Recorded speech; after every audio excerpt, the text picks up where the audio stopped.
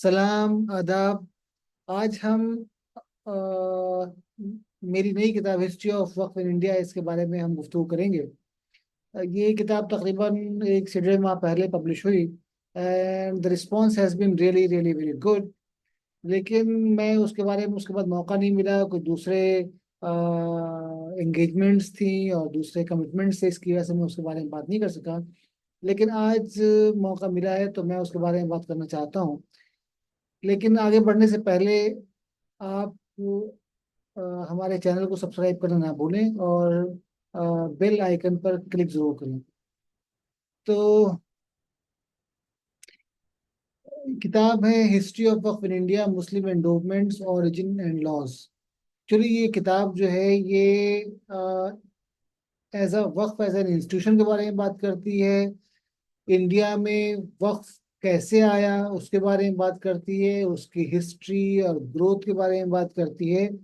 और फिर बाद में मतलब मुगल्स के ज़माने में, दिल्ली सल्तनत के ज़माने में, और उसके बाद जो है वो जो रीजनल मुस्लिम सल्तनतें थी उनके ज़माने में वक्त का कैसा था, उसका सिस्टम क्या था, उसको मैनेज कौन करता था। तो उसके बारे में गुफ्तगू, उसके बारे में इसमें तफसीली गुफ्तगू की गई है। फिर आखिर में जो है जो ईस्ट इंडिया कंपनी या ब्रिटिश जो कॉलोनियल रूल था, जो ऑपरेसिव कॉलोनियल रूल था, उसमें वक्त का क्या हाल था, उन्होंने वक्त को कैसे दबाने की कोशिश की, वक्त के सिस्टम को कैसे उन्होंने डिसइंटीग्रेट करने की कोशिश की। और फिर उसके बाद हम इस किताब में जो है वो इन आज़ादी के बाद, पार्टीशन और फिर आज़ादी के बाद जो चैलेंजेस हुए, उसमें वक्त के बारे में गवर्नमेंट ने कौन कौन से लॉज बनाए, कौन कौन से अमेंडमेंट्स लेके आई, तो उसमें इन सारी चीज़ों के बारे में गुफ्तगू की गई है। तो ऐसा नहीं है कि इसमें हमने किसी एक एस्पेक्ट को लिया। आमतौर पर जो बुक्स होती हैं वो उसमें किसी एक एस्पेक्ट के बारे में गुफ्तगू होती है। इसमें हमने कोशिश की है कि आपको वक्फ का पूरे हिंदुस्तान में, सब कॉन्टिनेंट में वक्फ क्या था, सिस्टम क्या था, उसके बारे में हम तफसील से आपके पास गुफ्तगू करें। इसमें डिटेल्स मौजूद हैं किताब के बारे में। तो किताब है किस चीज के बारे में, टेबल ऑफ कंटेंट क्या है, आप देखें। इस किताब में जो सबसे पहले जो मैंने शुरू किया है वो ये कि वक्फ जो है हिंदुस्तान में, यानी जो वक्फ है ये है क्या। वक्फ कहते हैं रोकने को, और इसको जो है एक चैरिटेबल पर्पस के लिए आप अपनी किसी प्रॉपर्टी को रोक दें, डोव कर दें, उसके खुदा की राह में उसको नजराने के तौर पर पेश कर दें, और फिर उसको मैनेज करने के लिए आप जो है एक पूरा सिस्टम क्रिएट करें। उस सिस्टम को वक्फ कहते हैं। तो वक्फ का सिस्टम जो है कैसे क्रिएट हुआ अरबिया में, इसके बारे में गुफ्तगू की गई है। इसमें सबसे पहले ये देखें कि वक्फ जो है इसका कुरान में कोई तस्करा नहीं है, यानी वक्फ कुरान में आया ही नहीं है, इतना है। लेकिन इसका मतलब ये नहीं कि वक्फ नहीं आया है तो उसमें चैरिटेबल का वो नहीं आया है। चैरिटेबल इंस्टीट्यूशन के बारे में कुरान ने बार बार बात की है, चैरिटी कैसे करें, लोगों के ऊपर इंफाक करें, अपने रिश्तेदारों के ऊपर इंफाक करें, यतीमों के लिए कैसे इंफाक करें। तो कुरान ने बार बार उसके बारे में बात की। और वक्फ का जो सिस्टम है वो असल में it has been devised to take care of this entire thing. तो वक्फ जो है आप देखें, सरद माप के ज़माने से वक्फ जो है वो बुनियादी तौर पर शुरू हुआ।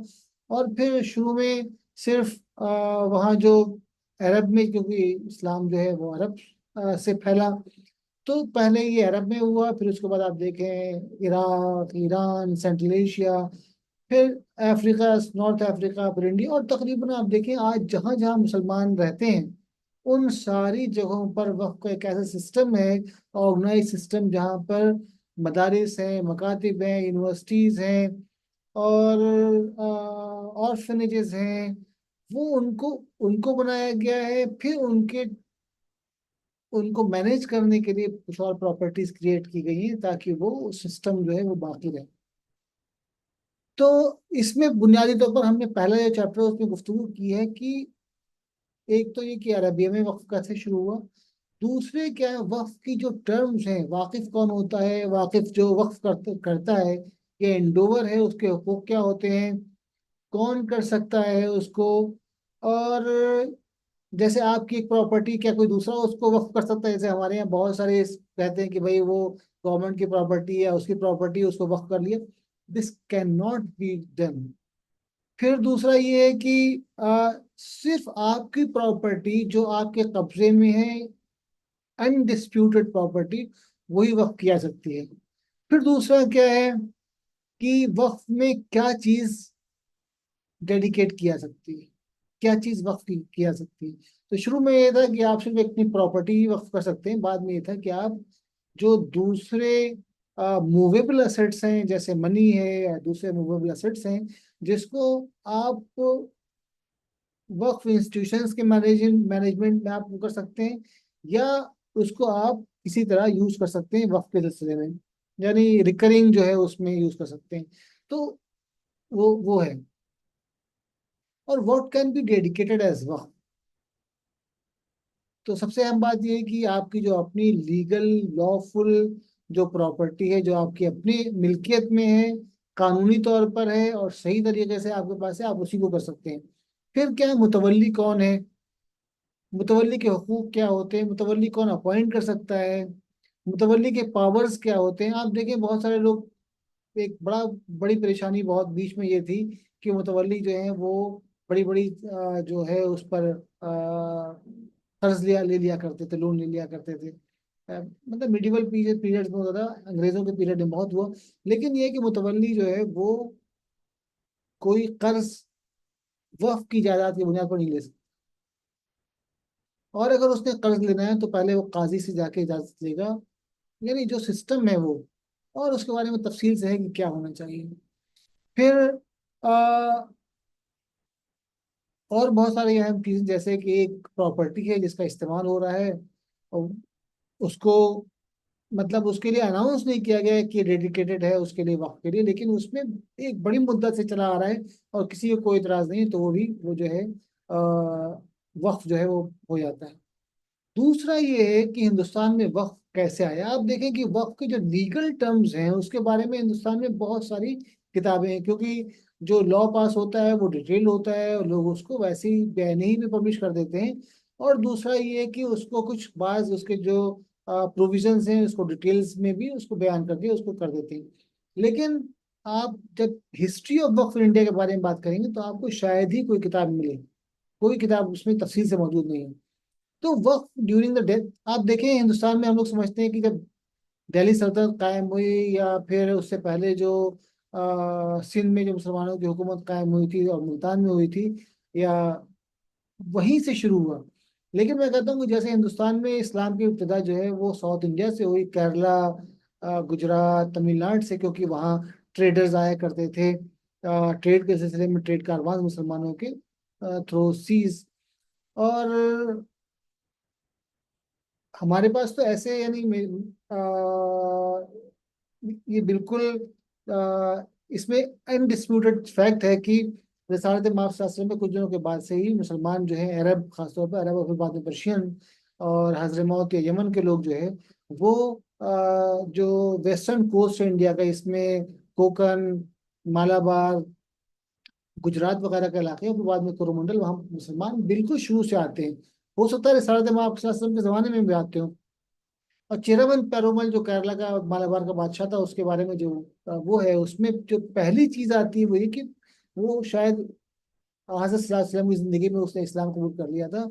लेकिन जो हजरत मखदूम थे, जिनकी किताब तोहफतुल मुजाहिदीन है, वो कहते हैं कि नहीं, वो 7th सेंचुरी के आखिर में, 8th सेंचुरी के शुरू में वो वाक़या हुआ। वो भी हुआ तो बादशाह जब अमरीक वहाँ अरब गया और वहाँ उसका इंतकाल हो गया, उससे पहले उसने जो है मालिक बिन दीनार और दूसरे उनके साथियों को कहा कि तुम हिंदुस्तान जाओ। मालिक बिन दीनार जो है वो खुद भी बड़े पाए के आलिम थे, उनके साथ जो दूसरे लोग थे वो भी बड़े स्कॉलर्स थे इस्लामिक साइंसेस के। वो आए और उन्होंने तकरीबन 8-9 शहरों में मसाजिद की बुनियाद डाली। सिर्फ मसाजिद की बुनियाद नहीं डाली, वहां पर पूरे एंडोवमेंट्स थे क्रिएट किए उन्होंने, जो to take care of all the expenses of the those mosque and other things. तो मैं ये कहता हूँ कि हिंदुस्तान में जो, जैसे वो इस्लाम की इब्तिदा जो है वो केरला और मालाबार और कोंकण और गुजरात से हुई, उसी तरह हिंदुस्तान में वक्फ एंडोवमेंट की भी उसी तरह हुई। फिर दिल्ली सल्तनत में आप जब देखेंगे कुतुबुद्दीन ऐबक के ज़माने में, बल्कि उससे पहले मोहम्मद बिन गौर ने मुल्तान में जामा मस्जिद की के लिए 2 गांव उसके मेंटेनेंस के लिए वो दिए थे, वक्फ में वक्फ किए थे। तो उनकी अपनी प्रॉपर्टी, एक तो क्राउन प्रॉपर्टी होती है, मतलब एक तो गवर्नमेंट की प्रॉपर्टी होती है और एक क्राउन प्रॉपर्टी होती है। तो crown property is basically Kings property, जो बादशाह अपने जहां पर डिस्क्रिप्शन होता है वहां पर यूज करता है। उसके बारे में हम बाद में गुफ्तगू करेंगे कभी।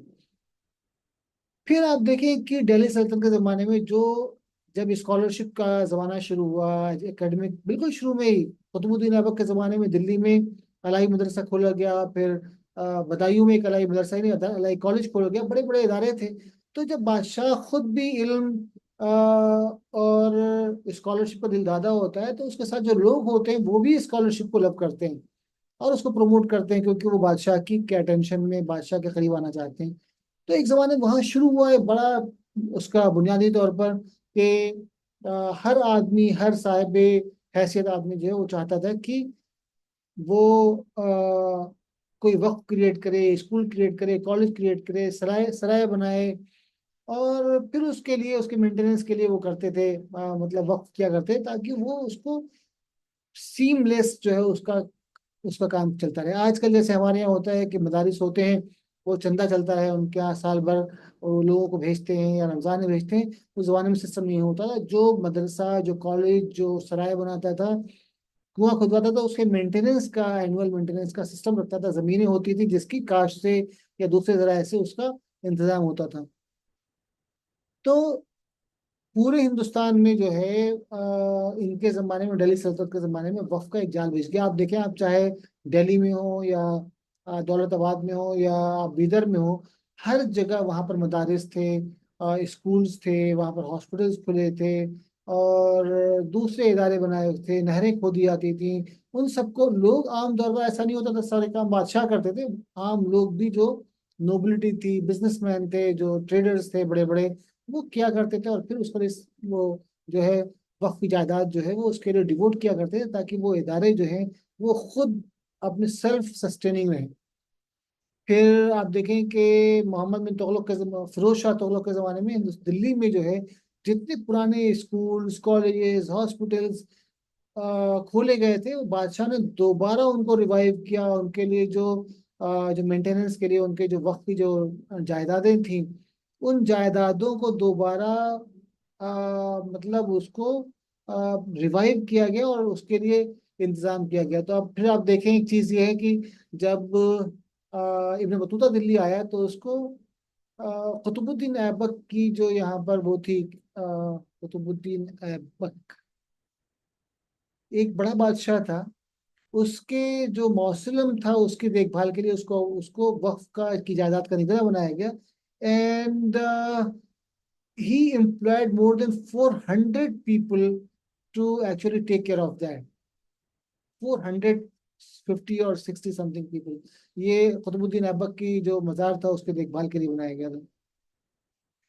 फिर आप देखें कि सूफिया कराम ने जो है वो भी वक्फ जाल बिछा दिए, जहां भी गए उन्होंने अपना एक हॉस्पिस या खानका बनाई, उसके बराबर में स्कूल हुआ करते थे, खाने पीने का इंतजाम हुआ करता था। तो वो एक सिस्टम था, जो एक सेल्फ सस्टेनिंग सिस्टम था, जो चला आ रहा था। फिर मुगल्स के जमाने में आप देखें, मुगल्स के जमाने में ट्रांसफॉर्मेशन हुआ। ट्रांसफॉर्मेशन क्योंकि मुगल्स के जमाने में सिस्टमेटिक गवर्नेंस का जमाना हुआ। तो बाबर का जमाना तो आप देखें बहुत छोटा सा था, सिर्फ 5 साल वो बादशाह रहा। उसके बाद हुमायूं, और आप सबको बताया कि हुमायूं जो है वो शुरू के 10 साल बादशाह रहा। उसके बाद फिर वो बहादुर शाह, वो शेर शाह सूरी ने उसको दिल्ली से निकाल दिया और फिर वो तकरीबन 15-16 साल के बाद फिर दोबारा वापस आया। फिर वहां पर उसने हुकूमत की, लेकिन उसके 1 साल के बाद उसका इंतकाल हो गया। उसका बेटा अकबर जो है, अकबर का हुकूमत जो है तकरीबन 50 साल है। अकबर का पूरा, उसका जो एनालिसिस है आप देखें, अकबर के जो पूरा रूल का एनालिसिस आप करें, तो उसने हर चीज में फार रीचिंग रिफॉर्म्स किए थे। चाहे रेवेन्यू हो, लैंड डिस्ट्रीब्यूशन हो, या गवर्नेंस हो, सेंट्रल या स्टेट। इसी तरह उसने जो है वक्त के लिए भी देखा। उसने देखा कि वक्त का जो सिस्टम था वो बहुत ज्यादा ब्रोकन था, उसमें करप्शन था। जो सदर सुदूर या चीफ जस्टिस था, वो अपने जो लोग थे उनको वक्त की जो जायदाद थी उनका निगरान या मुतवल्ली बना दिया करता था। तो उसने क्या किया, उसने सिस्टमेटिक किया और सदर सुदूर जो पूरे हिंदुस्तान का निगरान हुआ करता था वक्त की जायदाद का, उसको उसने जो प्रोविंशियल सदर सुदूर भी जो उसने अपॉइंट किए और दूसरे रीजन्स में भी, और डायरेक्ट अपॉइंट करता था वो खुद। तो उसमें करप्शन का जो है वो कम हो गया। फिर आप देखें उसके बाद औरंगजेब के ज़माने में, शाहजहां के ज़माने में, शाहजहां ने जब बनाया ताजमहल, तो उसके जो मेंटेनेंस के लिए जो उसने वक्फ की जायदाद क्रिएट की, वो तकरीबन उसका उस जमाने में एनुअल जो उसकी रेवेन्यू था वो 300,000 से ज़्यादा था, यानी 3 लाख रुपए या तकरीबन 3.5 लाख रुपए उसके वो था, ताकि वो बिल्डिंग की मेंटेनेंस, मस्जिद की मेंटेनेंस, वहाँ जो मदरसा था उसके मेंटेनेंस, और जो दूसरे एम्प्लॉइज थे उनकी सैलरीज और सबका सबका इंतजाम उसमें।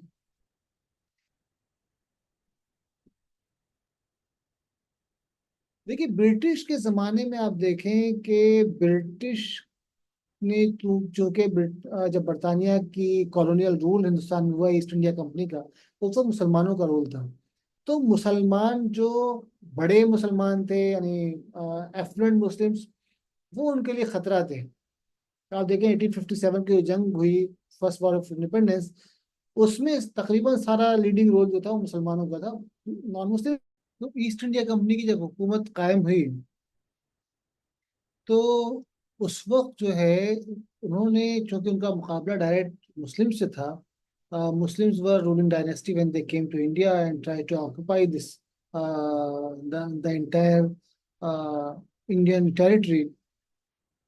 तो उन्होंने, जो मुस्लिम इंस्टीट्यूशंस थे, मुस्लिम इदारे थे, मुस्लिम नवाब थे या रूलिंग डायनेस्टीज थे, उनको कमजोर करने की कोशिश की। आपको पता है कि जो उनके अपोनेंट्स थे, जैसे हैदर अली और टीपू सुल्तान, उनका क्या हासिल किया, फिर बंगाल के नवाब को क्या किया। तो उन्होंने क्या किया, जो वक्फ इंस्टीट्यूशन था, क्योंकि it was an important, very important institution, तो उन्होंने क्या किया, उसकी जो बुनियाद थी उसको हिलाने की कोशिश की। और उन्होंने जो वक्फ औलाद जो है, जो एक मतलब ये कि वक्फ औलाद जो है एक इंस्टीट्यूशन था, रसालत माप सल्लल्लाहु अलैहि वसल्लम के ज़माने से ही। और हज़रत उमर के बारे में कहा जाता है कि सबसे पहला जो वक्फ औलाद जो है, या फैमिली जो वक्फ जो है वो क्रिएट हज़रत उमर ने किया था। जब उनको खैबर में एक बड़ी प्रॉपर्टी दी अल्लाह के रसूल ने, तो वो आए आपके पास, उन्होंने कहा कि he wanted to give it in the way of Allah.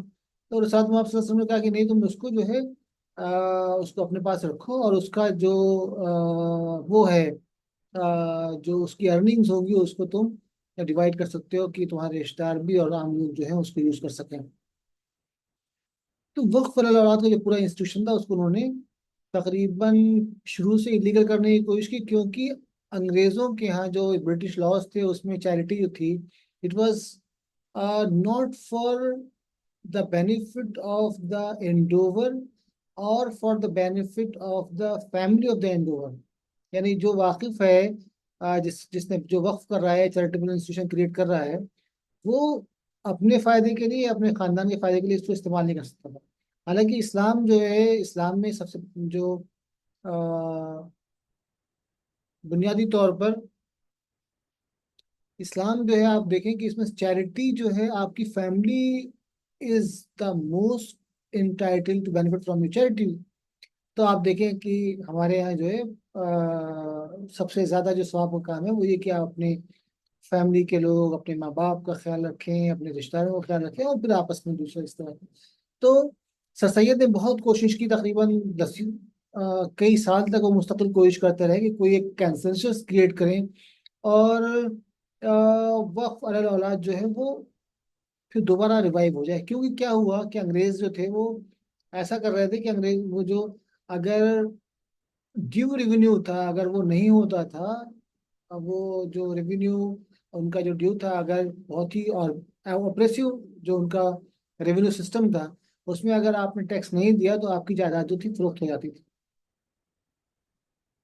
तो सर सैयद ने बहुत इसमें क्रिएट करने की कोशिश की कि लोग जो है वो उनके साथ आए, लेकिन 1857 के बाद जो है सर सैयद ने चूंकि सपोर्ट किया था ब्रिटिश ईस्ट इंडिया कंपनी को, तो लोगों में, उनके जो उलमा थे उनके जहन में एक एप्रीहेंशन था, और वो मुसलमान जो थे उनके साथ नहीं आए आमतौर पर। तो सर सैयद ने एक किताबचा भी लिखा था उस वक्त, और उस किताबचा का जो है अक्सर अच्छा खासा ट्रांसलेशन जो है वो मेरी इस किताब में मौजूद है। लेकिन सर सैयद अहमद खान के बाद जो है अल्लामा शिबली नुमानी ने जो है वो उसको एक कोशिश की कि कैसे इसको दोबारा रिवाइव किया जाए, क्योंकि जो बड़ी बड़ी मुस्लिम फैमिलीज थी जो लोगों के लिए, आमतौर पर लोगों का की वेलफेयर के लिए काम कर रही थी, इदारे चला रही थी, कॉलेजेस क्रिएट कर रही थी, दूसरे इदारे चला रही थी, या दूसरे चैरिटेबल काम कर रही थी, वो उनको उनके ऊपर डायरेक्ट हमला किया, और वो चैरिटेबल जो वक्फ वाला औलाद जो था, या फैमिली वक्फ जो है वो सिस्टम उन्होंने इलीगल करार दे दिया था।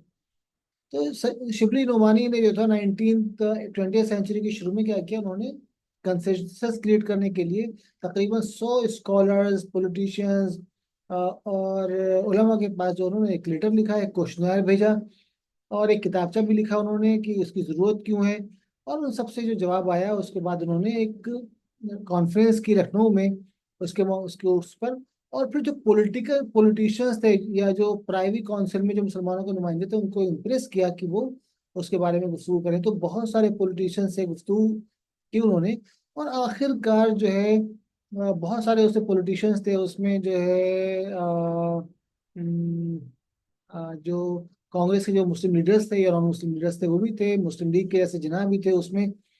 और फिर ब्रिटिश हुकूमत मजबूर हुई कि वो उनकी जो मुसलमानों का कंसेंसस क्रिएट हुआ था उस पर एक बिलाखिर उस पर उसको घुटने घुटने टेकने पड़े। और बरतानिया ने जो है मुसलमान वक्फ वैलिडेटिंग एक्ट जो है 1931 का क्रिएट किया। फिर आप देखें कि वो जो है उससे जो है फिर दोबारा फैमिली वक्फ का जो है वो शुरू। अभी आप देखें कि अभी भी जो है इस कई गुजरी हालत में भी तकरीबन 100,000 या 1 लाख एकड़ के करीब जमीन जो है वो वक्फ पर औलाद में अभी भी है।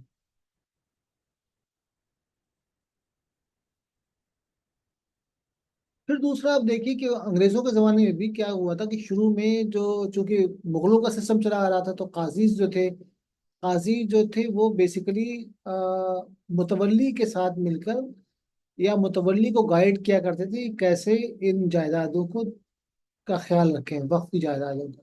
वक्फ वाला औलाद नहीं, दूसरे जो चैरिटेबल इंस्टीट्यूशंस थे उनका। और उसको जो है उन्होंने आहिस्ता आहिस्ता अंग्रेजों ने क्या किया है कि काजी इसको खत्म कर दिया, जो काजी का जो पूरा जो शोबा था उसको खत्म कर दिया। और उससे जो है इसको जो है इसका बहुत नुकसान हुआ। फिर मुतवल्लीस जो है उनको, उनका जो रोल था उसको भी उन्होंने डैमेज करने की कोशिश की। जैसे आप देखें कि अ, हुगली में एक अ, वक्फ जो है वो जायदाद क्रिएट की थी कि वहां पर एक मुस्लिम इदारा उससे चले। अंग्रेजों ने क्या किया है कि उसमें तकरीबन 5,000 पाउंड का वो एक इंडोवमेंट क्रिएट किया। नहीं, जो इंडोवमेंट थी उसकी 5,000 रुपीज एनुअल इनकम थी, उसकी 5,000 पाउंड स्टर्लिंग, जो उस जमाने में एक बड़ी काबिल जिक्र एक वो थी। अंग्रेजों ने क्या किया, उस अमाउंट से उस मदरसे को, जो मुस्लिम एजुकेशन के लिए जो इंस्टीट्यूशन था, रिलीजियस इंस्टीट्यूशन, उसको तो छोटा किया, जहाँ पर 2-4 बच्चे पढ़ते थे, उन्होंने एक कॉलेज बना दिया वहाँ। और कॉलेज में मुसलमान बच्चे थे ही नहीं, मुश्किल से 2-4 बच्चे थे, तकरीबन 700-800 स्टूडेंट्स में से। जो हुगली कॉलेज है वो बाद में बड़ा एक इदारा बना। फिर उसके बाद मुसलमानों ने जो थे, जो लोकल मुस्लिम लीडर्स थे, वो करते रहे। और फिर उसकी जो एंडोवमेंट की अमाउंट थी वो तकरीबन 80,000 पाउंड हो गई। ये भी तकरीबन 19th सेंचुरी या अर्ली 20th सेंचुरी की बात है। और फिर आखिर में बहुत दिनों के बाद जाकर अंग्रेजों को इस बात का एहसास हुआ कि, या एहसास दिलाया लोगों ने कि भाई ये गलत तुम कर रहे हो। और फिर उन्होंने क्या किया कि उसके जो हुगली कॉलेज था उसके बराबर में जो जो मुस्लिम रिलीजियस एजुकेशन का होता उसको बड़ा किया, उस तरह के दूसरे इदारे दूसरी जगहों पर कायम किए। और जो फंड था, जो एंडोवमेंट था, उससे उनकी टीचर्स और स्टूडेंट्स के का जो खर्च था उसको पूरा किया गया। तो उसमें एंग्लो इंडियन जो कोर्ट्स हैं उस जमाने में उनका भी बड़ा ड्यूबियस रोल रहा है। उन्होंने जो मुसलमानों के इदारे थे, मुसलमानों की जो चीज़ें थी, उनको कभी उन्होंने अहमियत देने की कोशिश नहीं की। खासतौर पर 1857 के आसपास जो है वो तो मामला बहुत ही खराब हो गया था। देखिए अब जो ऑफिस ऑफ द काजी था वो उसको खत्म कर दिया। उससे पहले रिऑर्गेनाइजेशन किया गया जो जुडिशियल सिस्टम का, उसमें भी जो है आप देखें कि वो अ, जो जो जो काजी थे उनके, बल्कि जो जजेस थे अंग्रेजों के, जो वो आए थे उनको शरई जो वो थे उनका कानूनों का कोई फहम ही नहीं था। फिर जो वक्फ की जायदाद को कैसे देखा जा सकेगा, आप देखें ये वक्फ प्रोविजन ड्यूरिंग ब्रिटिश पीरियड जो है, आप ये अपने आप में एक बहुत अहम चीज है कि कैसे इन्होंने स्टेप बाय स्टेप इसके जो बुनियादें थी उसको खोखला करने की कोशिश की। लेकिन आज़ादी के बाद आप देखें फिर वो मुसलमान वक्फ एक्ट जो है 1923 का, ये कम्प्रिहेंसिव वक्फ एक्ट जो है इन्होंने इंट्रोड्यूस किया, जिसमें क्योंकि अंग्रेजों को एहसास हुआ कि मुसलमानों के साथ बड़ा जुल्म और बड़ी ज्यादती हुई है, तो ना सिर्फ ये एक सेंट्रल लेवल पर मुसलमान वक्फ एक्ट बनाया, बल्कि जो प्रोविंशियल जो गवर्नमेंट्स थी जैसे अवध में या दूसरी जगहों पर, सेंट्रल प्रोविंसेस में, बॉम्बे में, इन्होंने इस तरह के दूसरे बिहार में और बंगाल में भी दूसरे इस तरह के कवानीन पास किए। आज़ादी के बाद जो है जब एक 1947 में जब आज़ादी हुई और फिर पार्टीशन हुआ, तो दिल्ली और नॉर्थ इंडिया के बहुत सारे इलाकों में आप देखें कि जो वक्त की जायदादें थी उनके ऊपर लोगों ने कब्जा किया, गवर्नमेंट इंस्टीट्यूशन ने कब्जा किया। तो उसके बारे में पंडित जवाहरलाल नेहरू का जो वो था, उनको उनका उनके अट्रैक्शन को उस जाने मबजूल कराए जाने की कोशिश की गई। तो उसके बाद जो है वो थोड़ा उसका एक सर्वे उर्वे कराया गया और फिर सेंट्रल वक्फ एक्ट 1954 पास किया गया। उसी के तहत तो आप देखें वक्फ बोर्ड कायम किए गए, और वो एक अच्छा स्टेप था इसको वक्फ की जायदादों को मेन स्ट्रीम में लाने के लिए, उनको मुसलमानों के लिए यूज करने के लिए। नए हालात थे, नया मुल्क था, नया एडमिनिस्ट्रेशन था, तो उसमें कैसे इस चीज को इम्प्रूव किया जा सके, उनके फंक्शंस को कैसे इम्प्रूव किया जा सके, उसके बारे में एक अच्छा स्टेप था। फिर उसके बाद वक्फ अमेंडमेंट एक्ट 1984 आया, जो जिसमें ये भी एक ऑपरेसिव, बहुत ही ज्यादा ऑपरेसिव एक लॉ था। इसमें क्या था, जो इनकम टैक्स जो वक्फ कमिश्नर था, उसके हाथ में सारे इख्तियार दे दिए गए थे। मुतवल्ली का कोई इख्तियार नहीं था, जो दूसरे लोग थे उनका कोई इख्तियार नहीं था। वो जो था उसकी उस every word of the Waqf commissioner was law. तो वो जो है उसको आप देखें कि उसको जो है फिर इम्प्लीमेंट उसका बहुत ही मुश्किल से, यानी बहुत जबरदस्त उसका इम्प्लीमेंट हुआ ही नहीं। फिर वक्फ एक्ट 1995 आया, जो उसको इम्प्रूव करने की कोशिश की गई थोड़ा सा। फिर आप देखें कि वक्फ ट्रिब्यूनल्स जो है, क्योंकि वक्फ के बारे में बहुत सारे केसेस जो हैं दसियों साल से चले आ रहे थे, उनकी सुनवाई नहीं होती थी हमारे यहाँ कोर्ट्स में, तो वक्फ ट्रिब्यूनल बनाया गया ताकि एक जो जज है वो उसके बारे में फैसला करें, और एक स्टिपुलेटेड टाइम के दरमियान। ये बहुत अच्छा स्टेप था, उससे आप देखें बहुत सारी जगहों पर वक्फ की जायदादें जो हैं उनको उससे बहुत फायदा हुआ। फिर वो स्टेट में वक्फ बोर्ड इंट्रोड्यूस किए गए, कश्मीर से लेकर पूरे हिंदुस्तान में वक्फ बोर्ड क्रिएट किए गए, और उन्होंने तकरीबन ऑर्गेनाइज करने का काम किया गया। दूसरा क्या है, बाज औक़ात कहा जाता है कि भाई पहले जो है वक्फ की जायदादें कम थी, बाद में वक्फ की जायदाद ज्यादा हो गई। वो इसलिए क्योंकि रजिस्ट्रेशन जो है वो पहले मैंडेटरी नहीं था, अंग्रेजों के जमाने में रजिस्ट्रेशन वक्फ की जायदादों का मैंडेटरी नहीं था, बाद में हुआ। तो मैंडेटरी हुआ तो उसमें जो जायदादें नहीं थी वो बाद में शामिल हुई, और जैसे शामिल होते जाएंगे तो नंबर ऑफ क्या नाम वक्फ जायदाद बढ़ती जाएगी। फिर अभी जो है आप देखें कि 2025 का जो वक्फ अमेंडमेंट एक्ट है, जिसके बारे में काफी हंगामा हुआ आजकल, लोग उसके बारे में अभी शेल शॉक्ड अभी भी हैं। तो उसमें कई सारी चीजें जो अ,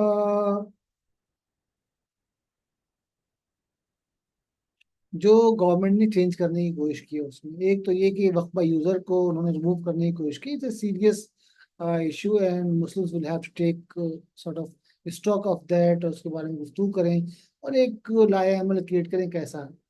दूसरा ये कि ऐसा पहली बार ऐसा नहीं हुआ कि ऐसा चैलेंज पहली बार आया हुआ। जब 1984 का जो वक्फ एक्ट आया था, अमेंडमेंट एक्ट जो आया था, उसमें भी जो इनकम टैक्स कमिश्नर को जो इख्तियार दिए गए थे वो बहुत ही ज्यादा थे। हाई हैंडेडनेस उसमें बिल्कुल विजिबल थी। तो ऐसा नहीं कि पहली बार ऐसा हुआ हो, लेकिन ये है कि कुल मिलाकर इतना ज्यादा इंटरफेरेंस करने की कोशिश इससे पहले नहीं थी। तो लीगल रिकोर्स करना होगा इसके बारे में, और लोगों को इसके बारे में खुद अपने यहाँ एक अवेयरनेस क्रिएट करनी पड़ेगी कैसे इसके बारे में इसके बारे में फर्दर स्टेप लिए जाएं। दूसरा ये है कि एक बगैर सोचे समझे इसके बारे में गुफ्तगू करना या बात करना, ये बिल्कुल आम लोगों के बारे में नहीं है। तो मेरी जो किताब है history of waqf in India, ये पूरा तकरीबन जो 1000 साल की मुस्लिम हिस्ट्री हिंदुस्तान में, उसको एक एक एफर्ट ये है कि उसको हमने वक्फ की जो हिस्ट्री है उसको कलमबंद करने की कोशिश की है। और अल्लाह का शुक्र है इसके बारे में जो एक्सपर्ट्स हैं, हिस्टोरियंस हैं या लीगल एक्सपर्ट्स हैं, उनकी बड़ी अच्छी राय है। और फैज़ान मुस्तफ़ा ने जो लॉ यूनिवर्सिटी पटना के वाइस चांसलर, उन्होंने उसके बारे में लिखा है। फिर नंदिनी चटर्जी जो ऑक्सफोर्ड में हिस्ट्री के प्रोफेसर हैं, प्रोफेसर नदीम रिजावी ने भी इसके बारे में लिखा है। तो दूसरे जो रिव्यूज आ रहे हैं अलहमदिल्ला, वो भी उसके बारे में बहुत अच्छे हैं। तो ये एक एफर्ट है कि कैसे वक्फ को जो है आप होलिस्टिक जो है उसकी उसको समझने की कोशिश करें। वो वही एक एफर्ट है। बहुत शुक्रिया।